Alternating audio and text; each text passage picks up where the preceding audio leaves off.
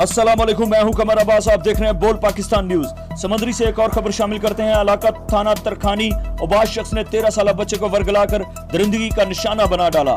समंदरी से हमारे नुमाइंदा अहमद मुर्तजा की रिपोर्ट के मुताबिक वालिद की रिपोर्ट पर मुकदमा दर्ज 46 गाबे के रहायशी आरफ ने पुलिस को बताया कि कमर शहजाद नामी शख्स ने उसके 13 साल बेटे मोहम्मद अफजल को असला के जोर पर अगवा करके खेतों में ले जाकर ज्यादती का निशाना बना डाला।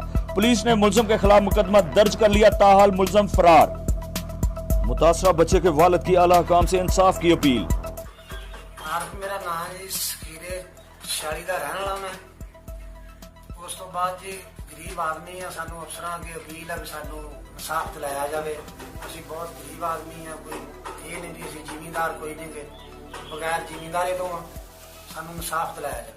अफजल बलदियत आरफ अली 46 का बिल।